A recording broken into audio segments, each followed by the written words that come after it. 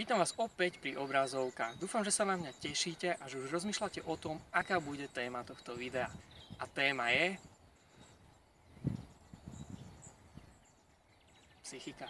Ako psychika ovplyvňuje naše zdravie a čo to robí s naším telom? To sú určite otázky, na ktoré by sme mali vedieť odpoveď.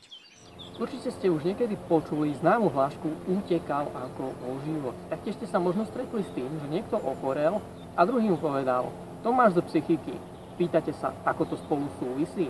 Tak ja vám to vysvetlím. Akú reakciu v tele vyvoláva strach, stres, zlosť a podobne?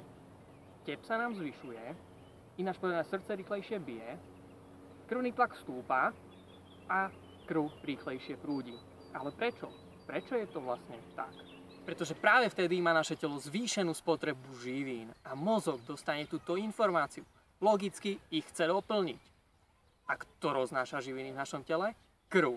Kto poháňa krv? Srdce. Takže čo musí mozog urobiť? Podať informáciu srdcu. A je to jasné. No a logicky, ak máme zvýšenú spotrebu živín, sme schopní podať lepší výkon. Takže bežca máme vysvetleného. No a čo ten chorý? No, stále je tam tá zvýšená spotreba. Takže ak máme zvýšenú spotrebu živín, mali by sme i viac živín doplňať. A ak ich nedoplníme dostatok, oslabuje sa nám imunita. Zase naopak, keď som šťastný, nadšený, mám nižšiu spotrebu živín. Uveďme si príklad. Poďme si to ukázať na obrázku. Takže máme nejakú osobu, ktorá má v sebe nejaké živiny. Dajme tomu, že ak je v pohode, tak jej vydržia 4 hodinky.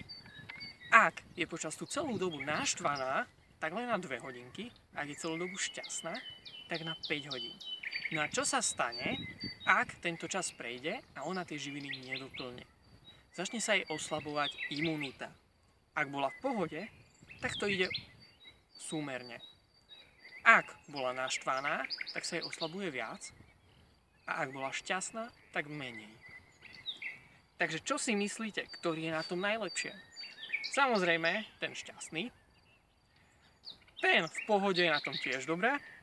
No ale ten naštvaný, tak to by som nedoporučoval. Samozrejme, naše telo zvládne nejaký ten stres, strach, naštvanie a podobne. Je na to prispôsobené. Ale určite nie často a pravidelne. Takže vám prajem veľa šťastia a pohody. Do ďalšieho videa. Dovidenia.